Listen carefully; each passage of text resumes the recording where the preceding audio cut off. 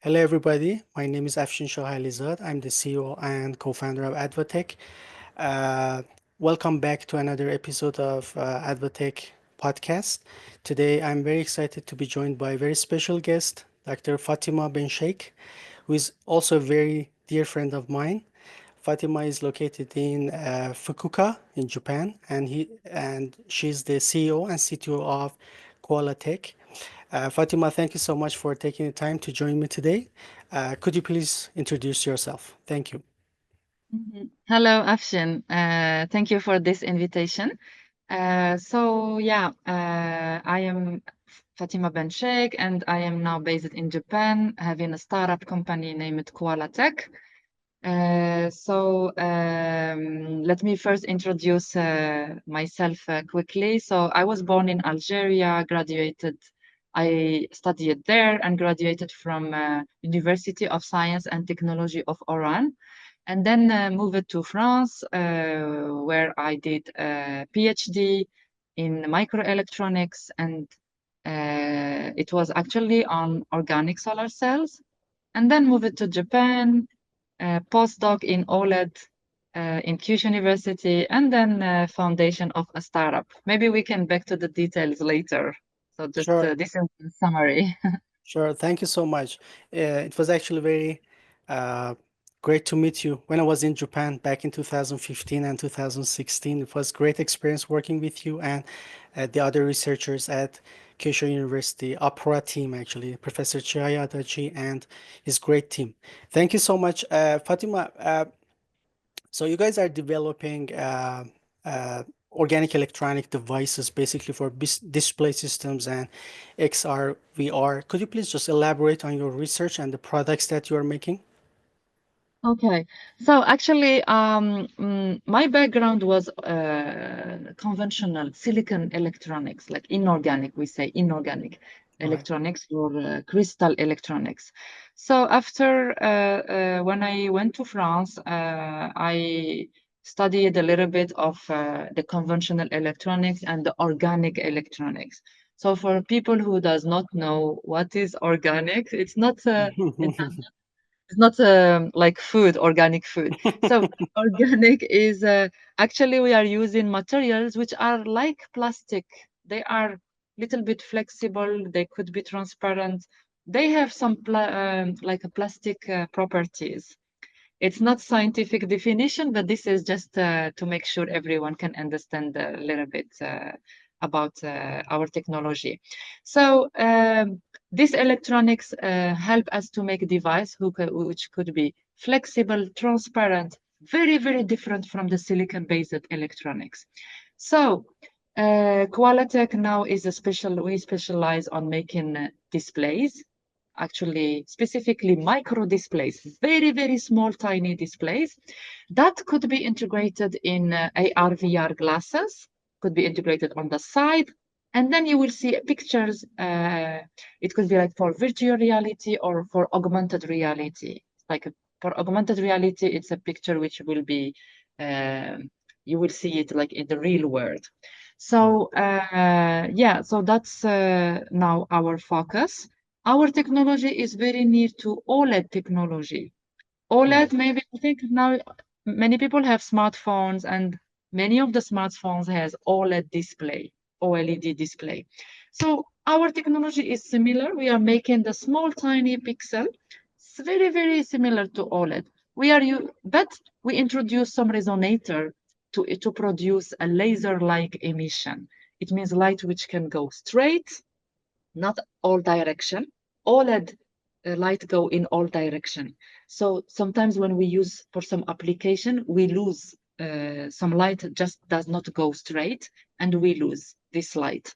For AR device specifically, we need the light to go straight. So that's where KOALA Tech now is innovating and making OLED device with laser-like emission.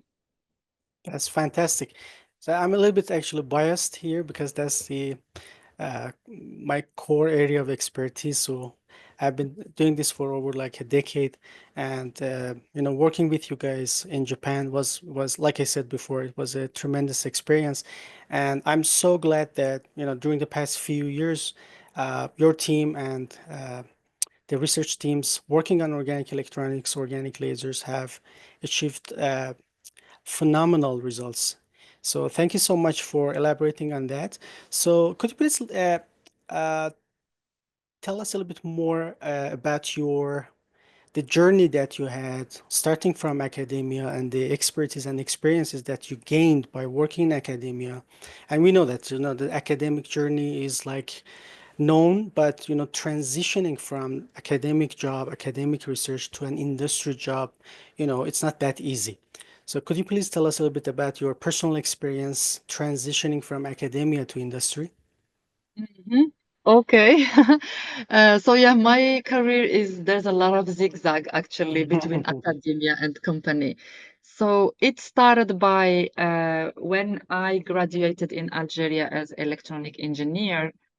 Just after my graduation, I felt the need to go to the company because Mhm, I needed to apply all the theory that I've learned. We had some practical, of course, we had, some workshop, you do some electronics, but it was not enough. I felt like I have a lot of theory, but I need to apply this in real life. So I worked in a franchise of Samsung in Algeria. It was just like a after sales service, of TVs, a showroom when you sell electronic device, and then people use the device, and then oh, it's broken. So they bring it to the workshop, and I had like technical people who just like repair, and I was taking actually care about organizing the team, supplying with the spare parts, connecting with Samsung in South Korea to identify which product has a lot of problems and stuff like this. So it was very technical. It was very nice immersion actually to the real world of electronics. mhm, After 3 years, I got good promotions, but the more I had promotion, the more there was a big space between me and the technical part. And I like deep tech, I like the high tech. So I want to, you know, think about application, I want to talk with engineer and technical people. mhm, So I decided to go back to the, study and research. So I went to France and did a master degree in micro and nano electronics. It's kind of, I did again 2 years of my previous engineer degree, but I did again another 2 years. It was mhm, completely different actually, because it was more physics. mhm, Microelectronics is about physics because device everything become very small, so you start to use quantum mechanics, you start to use a very difficult physics. So I had that yeah, curiosity, of learning about new things, plus uh, trying to do something challenging, something which could change the world, not only recycling old technologies of the 1950s, like from old technology. So I studied their microelectronics, and then I was started to have an interest in organic electronics because it was fancy, new, it was fashionable electronics. Everyone talk about transparency, about flexible. So I think for high tech, for people who are interested in high tech, we are impressed by those prototypes, right? mhm, When you see like a tablet, like a screen which is flexible or transparent. So that's kind of a future application would look like this. So I thought to myself, I was like thinking, and I thought, oh, I want to be the first runner in this technology because it just started now. So I did my PhD on organic solar cells, and that was my PhD was financed by academic and also industrial people who wanted actually to print the solar cells. mhm, So it was like a printing company who makes a printer for office, and they wanted to. change the ink, the material, in order to fit their printer. Mhm. So we worked at that project, and it was very interesting because I saw that I had like from my side, from university side, we had academic way of thinking, Mhm. and on the other side of the table, there were industrial who want to when to launch the product, what are the challenge to go to the market. So I felt it was all so challenging to meet the two words, to meet the specification, to satisfy both academic, you need to publish paper, you need yeah, to make innovation, but industrial people, what they call innovation was a little bit different from what academic people think it's innovation. So I was like, maybe the core of the innovation definition is same. We want something new. But what is new for academic people and new for industrial is not same. So I felt there is a gap, and I was like interested like in this word, and I felt like, maybe I can contribute. Maybe I could be a bridge. I could make a bridge between, this kind of negotiations. Mhm. And then at that time, I just thought about it, but yeah, it was just a small thought. Then I came to Japan, and I joined Adachi Laboratory, which I met Afshin there.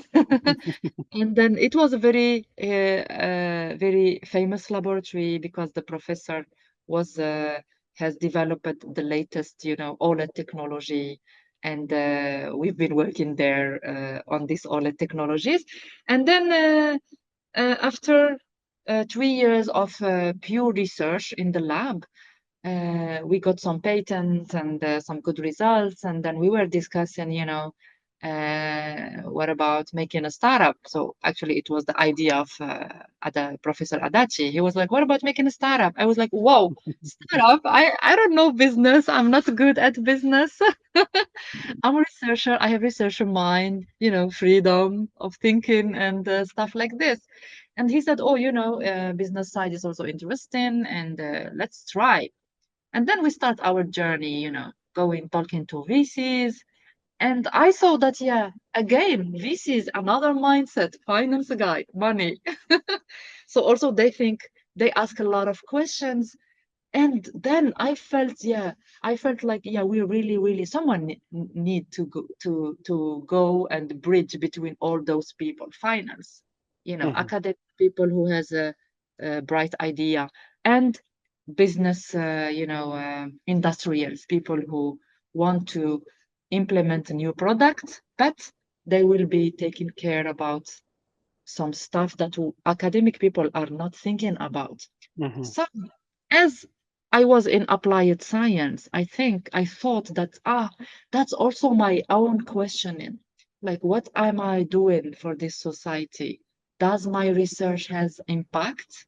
Can I see this impact when I'm alive? Or it will be 100 years after? So I was interested about seeing impact in a short term, not in 100 years, in 10 years. You've done a fantastic job. So, speaking of Professor Adachi, he's a big believer of great ideas, and I see how, when I was there and by working with him and his team, how I observed actually how he thinks and how he operates. So, and he absolutely believed in you. That's why he's a type of person that, he has, big ambitions, but also believes in people, empowers teams and researchers, that which is fantastic, fantastic, Mm. and you absolutely deserve it. So first of all, so Thank no problem. So I saw also you are like have a lot of knowledge in like simulations, not just the device part, but also the simulations and simulating how devices like OLED devices behavior in terms of optical and electrical characteristics. So if you could just please elaborate on that part, how the simulation part can help the hardware part. So for the audience who is not like uh, you. familiar with device fabrication and simulations, so if you can Mm. elaborate on that, I think that would be very beneficial. Okay. So yeah, when I was working in the university here in Japan with other Professor Adachi, so I was actually when I came to the lab, it was applied chemistry laboratory with a lot of chemists who also do their own device and characterization. So actually, I had to make a proposal for my research. Mhm. And then I've been joining. It was hard to find a place because people do everything. So it's hard for me to find my place. But I've been discussing with Adachi, and he said you need to have your original project. Mhm. And I've been joining many meeting. I went to the chemistry meeting, to the different meeting I joined. Chemistry for fluorescence, photoluminescence. Chemistry for device. Chemistry for like perovskite, something like this.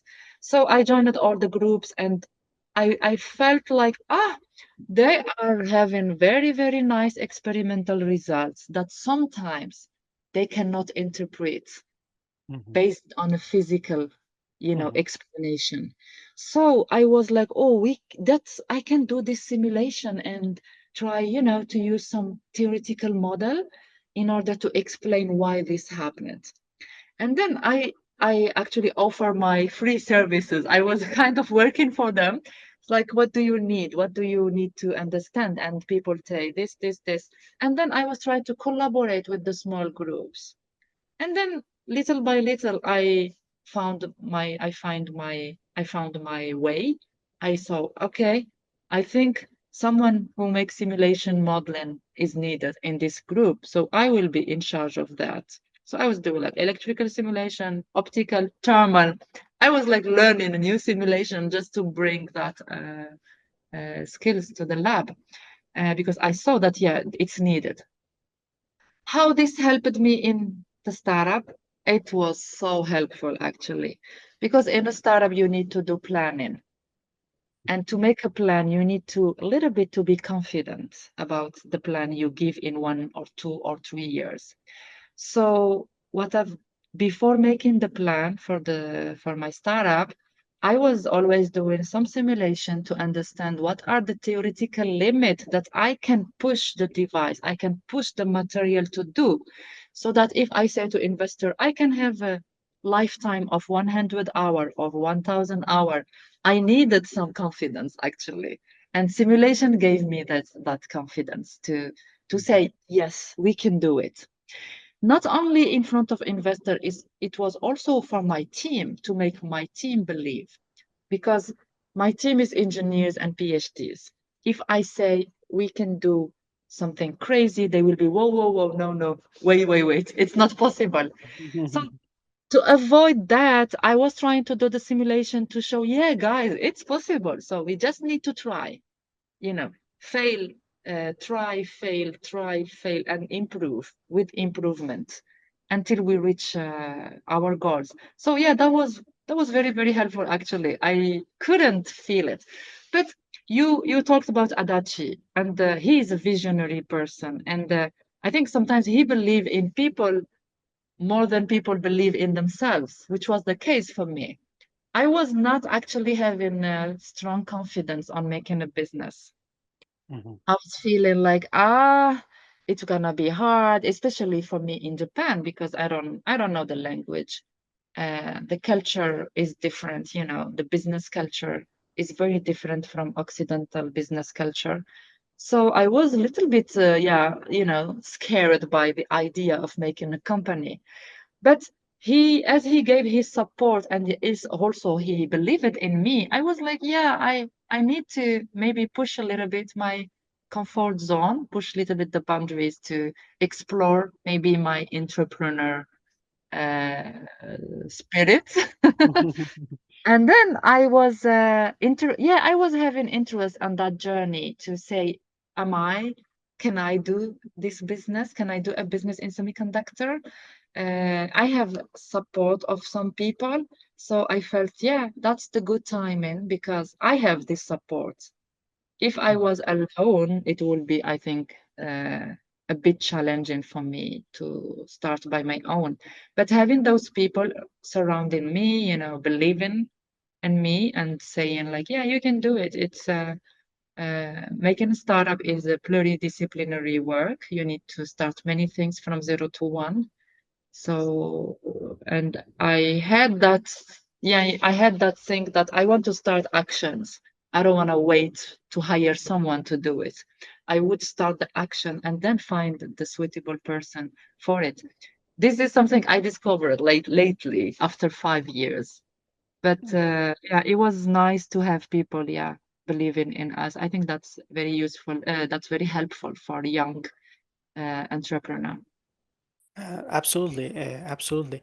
So it's very interesting. You talked about the skill sets that you developed by working in academia, and then taking those skills and utilizing them in your startup. Right now, as an Mm-hmm. executive, basically, you're not just a technical person, but also the executive person who takes care of the business, takes care about raising capital that you need for for your company, for your operations. So, could you please tell me a little bit about your experiences in running a startup company as a business person, not just as a technical person? Okay, so now I am a CTO and CEO of KOALA Tech, and this is actually a good fit to the stage of the startup because now we are small team, we are 15 person, 1 5, and we are doing a lot of R&D. The Mhm, money goes mainly to the R&D. So any strategic decision or any strategic direction decision we make, it is actually affected and it affects and is affected by the R&D. So having like both, having two CEO and CTO is a little bit tough. mhm, You spend a lot of time to make meeting, long meeting, and it just reported, and it's like, oh my God, no. Startup is should have fast decision making. Startup need a low bureaucracy, and you need to be fast in making actions. More actions, less meeting. so absolutely.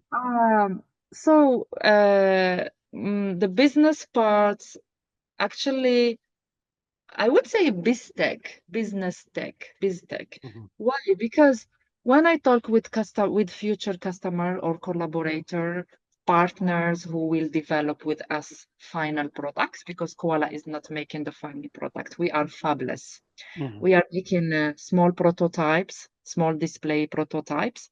And then with this prototype, we need to test them in a final product to see with big companies to see, okay, it works, it could reach the specification for this application, then we do together. So when I talk with companies for, for the business development and strategy, we are talking actually to R&D member of that big company. mhm, So we are not talking to the business people. So the R&D department are all engineers. So engineer talk to engineer, right? So yeah, it's in a startup, you have an engineering background, and then you also need to be involved in the business part, and then that makes easy actually to talk with those people because R&D in big company, they are influenced by the business direction of their company, the strategy, the launch of the new product. So at this stage, I think startup will have many stages. There's a R&D stage maybe, and then after collaboration alliance stage, and then production. Production may be by the startup or product co-production with a big company, mhm, or just have a licensed business model. When you arrive to the production level, the big company will do the production, and you will just have some royalty. Uh, they will pay you for your IP and mhm, the patent they are using. So yeah, at this stage, I would blend business with technical, with R&D. It's hard to say this is business, mhm, this is R&D. It's completely blended. Business IP and R&D. They should be Actually, they should be feeding each other in order to make a good business model uh, to be scalable in the future. Maybe in the Mhm. future, if the company become big, then you will have R&D department, business department, or something separated. But in a startup, I feel it's not good to separate people, separate things, or separate subjects. So my job is to blend culture, blend people, blend technology with business. Right. So fantastic. Thank you so much. So I should congratulate you on raising 5.7 million US dollar just recently. So that's Mm, phenomenal. So congratulations. So could you please tell us more about that journey? So how you started, you basically touched upon that a little bit, interacting with VC investors and stuff like that. Especially, so my question is more towards high-tech products like what KOALA Tech makes. So, and you try to make it like simple to understand for the audience what it what you do and what the product does in real life applications. But so at AdvaTech, we work with a lot of tech startup companies, and always we see that tech founders have a lot of issues with raising the capital and making proper introductions or explaining what their product does in a way that a non-expert can understand. mm, Of course, VCs invest in multiple technologies. Basically, they have uh, a good level of knowledge in different technologies, but they're not the experts in they may not be the experts in your field particularly. How do you convince your investors to invest in your technology? And this is tremendous, like nearly 6 million US dollars. This is not something that like every startup can achieve. So could you please tell us more about that experience so that our audience can understand, and how you did that and you know, probably the mistakes that you made or, experiences that you gained. So please.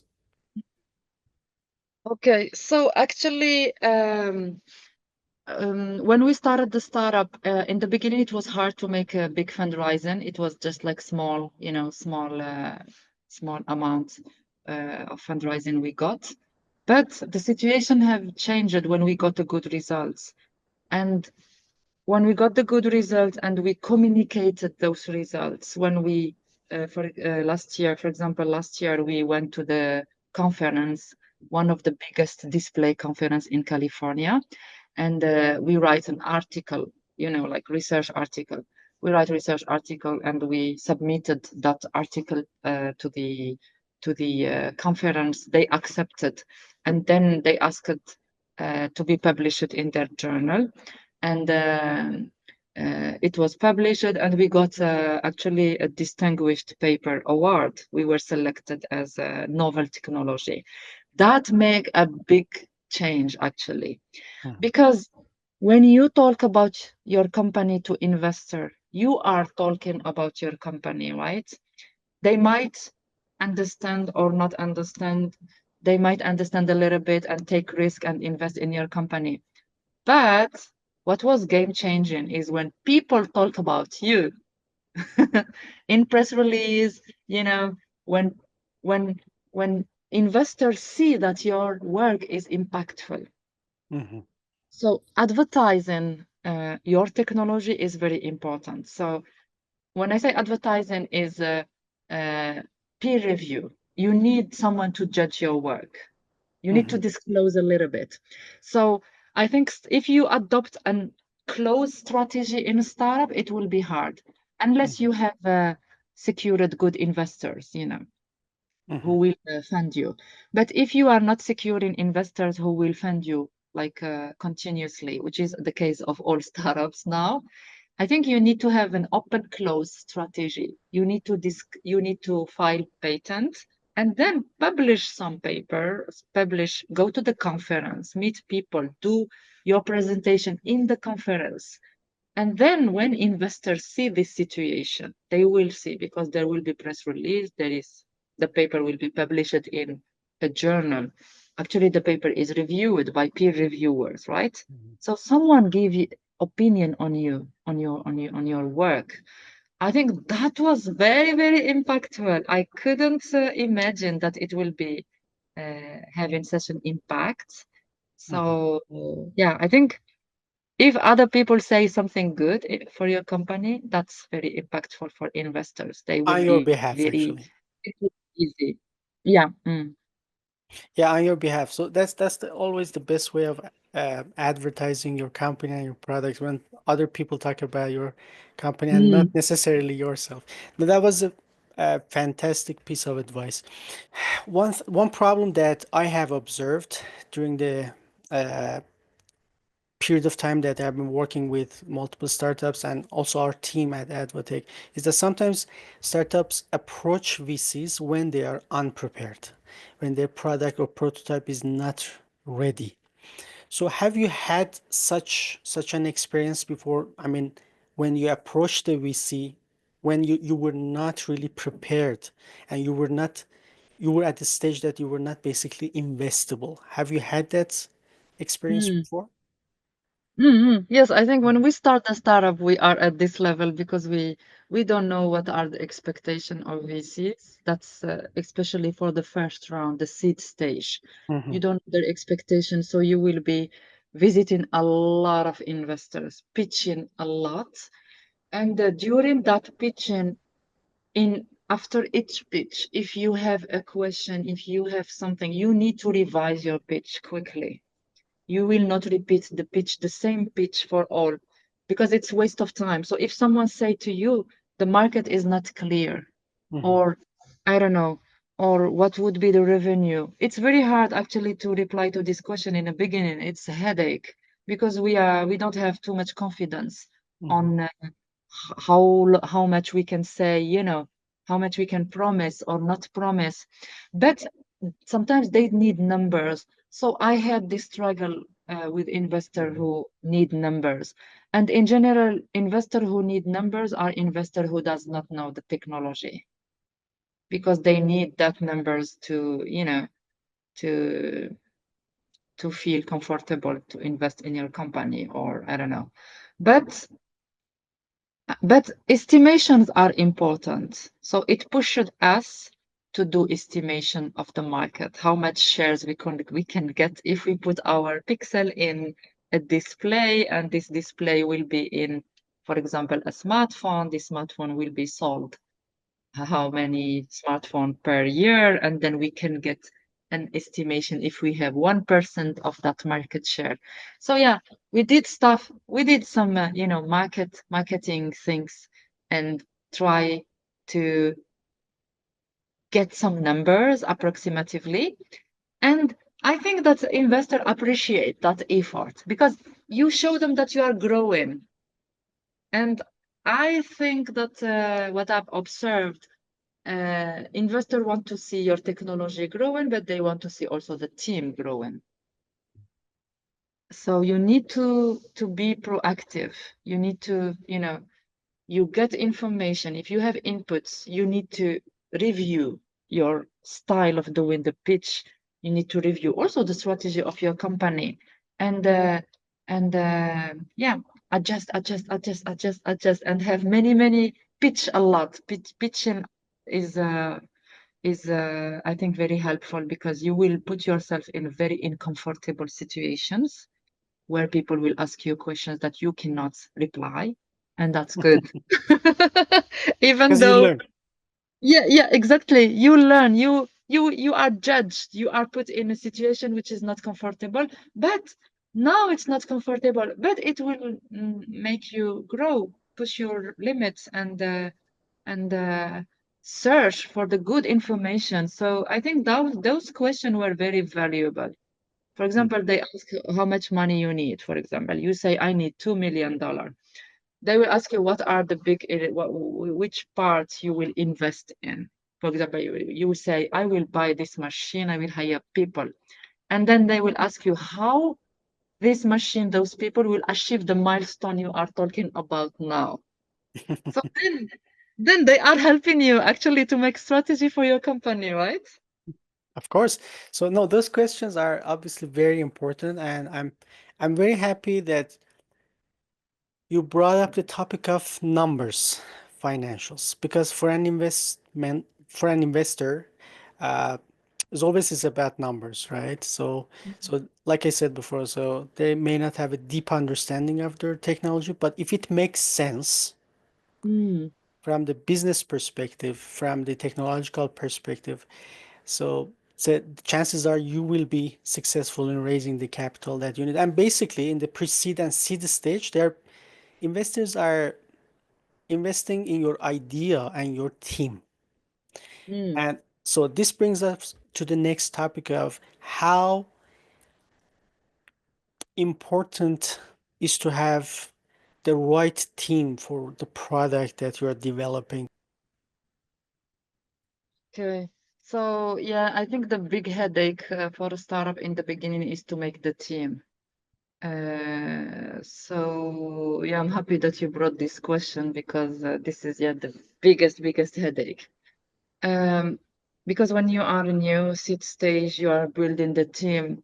In general, there's so many. You will realize that the team building is very challenging because it's not just about the hard skills, but also the soft skills and how the personalities are fit or not fit Mhm, together in this small team. So there will be people coming, going, coming, going. So in the first years, many people join and you know s- stop or yeah just quit because it's not a good fit or something like this. But academia or company, I would say that for a startup, personality matter. mhm, So when I say personality, I mean some soft skills matter a lot. Some you need challengers, mhm, need people who could make steps from 0 to 10 to 20, 30, and 100.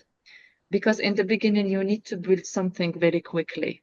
So you cannot spend your time on doing zero point 0.1 step, mhm, 0 0.1, 0 0.2. It will take time. You will not reach milestones, and investor will not believe in you. And yeah, so but we are deep tech, so we need certain precision. We need a certain, quality in the data we are providing. So I think when you select your team, at least for me, in the beginning, you just accept people who come because you don't have a big pool of engineers in the field you are doing. We are doing something very specific. So not so many people will be in that pool. They will be distributed all over the world. Bring people from one country to another is not easy unless they have their motivation to move to that country. So in the beginning, I think you will just you're lucky or not lucky to have people around you uh, who could join this adventure and start with you the business. I would recommend that if you are a startup doing, I don't know, doing OLED, you need to be in a place where there are companies making OLED, or at least there are universities doing research in OLED. For in our case, we were lucky because there was Adachi Lab. Adachi is a famous professor who attracts a lot of people from all over the world. So we had the chance in the beginning to have some, like a pool of OLED engineers. mhm, Later on, if you bring people from academia, then in the beginning, yeah, it's hard to install a business mindset. So you need to hire people from company to mhm. make equilibrium.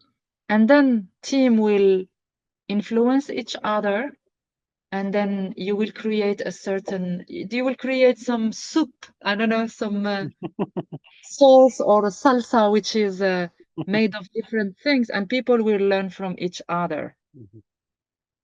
So I think, yeah, you need to blend different profile. Same in engine OLED engineer, but one is academic, one is company. You need to make those small team, like not small teams, but you need to take care about the dynamics of creating something new, because we are doing innovation in technology, but also in team building, I think. Mhm. So, like, behind the cultural barrier, language barrier, I think deep tech inside the team, you will have other barriers which are just human and team building things. So, which is, yeah, how you bring that academic mindset to the business mindset, and how to bring the business mindset to the technical mindset. So there's so many so many links you need to do. And Yes, like the complementary parts, basically. yes, yes, yes. The Compliment complement. people. It's hard to find a highly skilled person, soft skills, hard skills, everything. This is not perfect. I am not perfect. So I'm not looking for perfect people, but I'm looking people who complement me, who complement my team. Hmm. And then the team will be strong, the team will be clever. But Hmm. I'm not looking for a specific, super engineer or I think it's important to not be very very serious about just having highly skilled people. You need to sacrifice some parts, but complement people. Yeah. Hmm. Interesting. Thank you. So, uh, let me ask you this question because very important when it comes to team building and managing a team. So my question is more towards the project management and people management, process management. But how do you influence your team? How do you communicate your vision to your team? And how often do you do that? Mm. So it's one of the hardest part to communicate your passion, communicate your vision, communicate what you feel every day about the business, because sometimes people can get bored and then Mhm, feel like, I cannot get good results, and then lack of motivation. But you you think you are overseeing the overall operation, so you know that this is a process of fail test, and you if you have a if we make a good technical planning and understanding why we failed here, it will allow us to understand how to do the next step by reducing the chance of failing, something like this.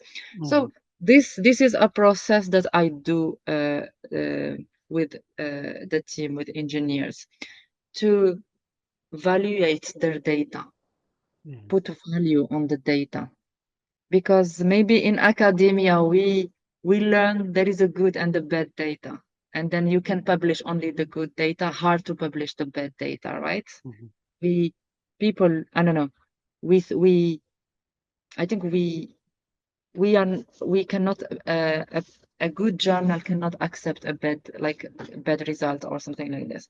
But in our case, I want to value if someone has a bad result, I value that bad result, because we failed here, but what should we do? What are the next steps that we need to do to avoid to fail the next step? So it's very important. I know that we will not get always good data, when you do experiments. So engineering is about, you need to outperform. But to do that, uh, you need to fail a lot. Then you will be performing or outperforming. So I'm trying here to install this mindset, to have the value of our company is to be transparent, to be honest about the data, and then we find solution together. mhm, Because I cannot blame an engineer who cannot find a solution if I cannot find it, because I have technical background. So let's do together. I am more like, My leadership style is more let's do together, collaborative, to find solution. And the second thing, very, very important, is to have some key people around you, your right hands, people who will catch your passion, who will catch your vision without you explain a lot. There are some people like this, I think, It's a everywhere. gift. It's a gift. It's a gift. Yeah, yeah. It's a gift. There will be 1 or 2% in your company. If you have 10 people, you will have 1 or 2 who will catch your passion, I think. Maybe this is a statistic, I don't know. There will be some people, yeah, who will catch directly and understand what you say. Like you say 2, 3 sentences, they already know where to go. And they will influence the other members. So alone it will be hard. If you are a one man, company, like this is my way, I want to install this vision. I For me, it's not my way of doing. Mhm. I I realized that in the beginning it was like I have no choice. I need to do it this time. But I realized that by having the right people around me, some people who can catch what I'm saying, I can actually communicate more with those people, and then they will take care of transmitting the message. Mhm. And of course, you need to have a more close in a small startup. There's not a lot of people, so you need to be close to employee. Talk with them casually, have a coffee, have a chat which is not related to the company. Just like, hey, the weather is nice. What did you do this? What do you like to do? And what's your hobbies? Talk about hobbies or anything else. Excellent. So thank you so much. So you mentioned something very important, uh, that I believe only people who have run a startup would understand, and it's the importance of the data that is not that great. So there is Mm, always that tendency in, especially amongst researchers coming directly from academia, as you mentioned, that they just dump the data that they think is not good, because in the presentation they always want to show the highest level of efficiency, device efficiency, or things like that. So when I was working in a startup company as a director, so I totally understand what you're saying, and that's why if you have actually worked in a startup, if you have run a team and you have run a project in a startup, would understand the importance of the data that may not sound great. But when mm, you dive deeper, dig in, you learn a lot of things from those failed experiments. So mm, that is very, very valuable. That I think it's very, very important that you brought it up. And thank you so much. It was a very delicate thing, actually. So, and okay, thank you so much, Fatima. It was really great diving deep into your experience running a startup, running a team, and developing such a high-tech product.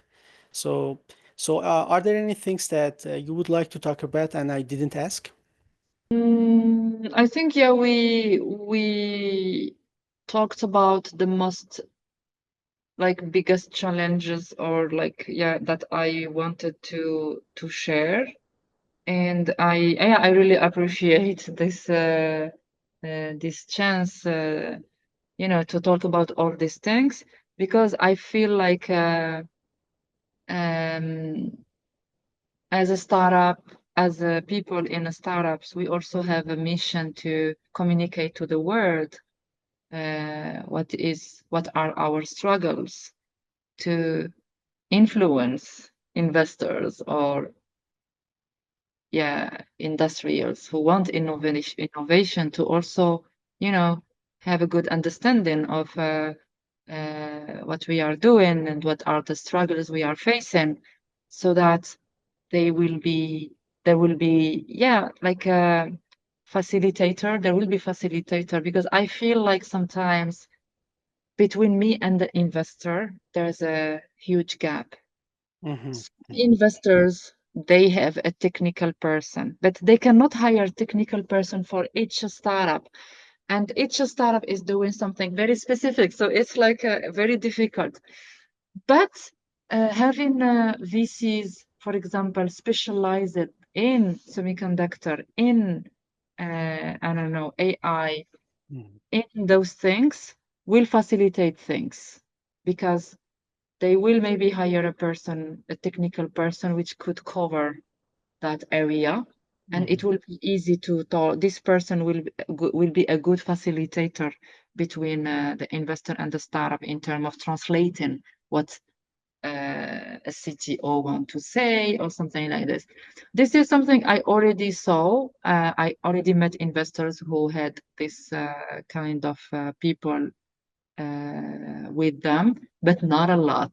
So, so I think my message is uh, is we need to yeah, bridge more between deep tech startups and investors, since we do not have always a final product. It's not easy to say, I'm gonna sell this. Sometimes we don't have the shape of what we want to Mhm. sell because it's an idea, it's a concept. So, and sometimes it's also just a small part in consumer products.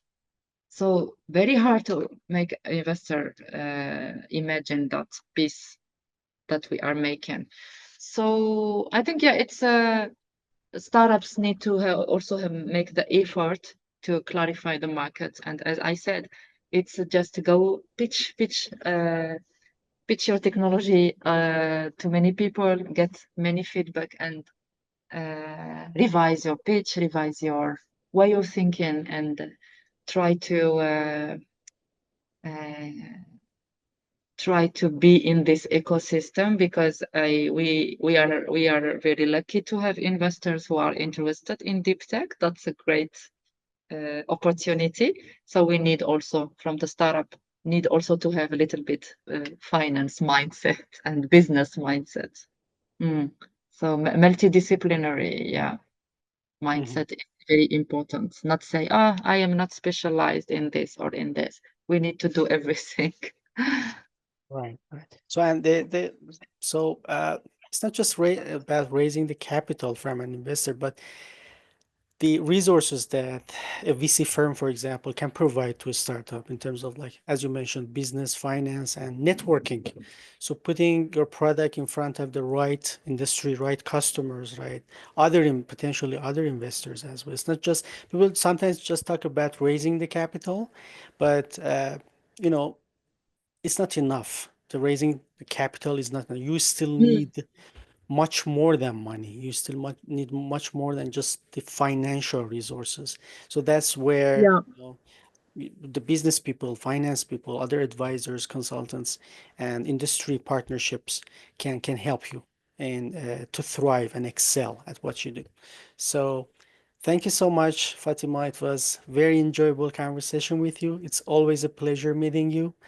I haven't met you in person in many years.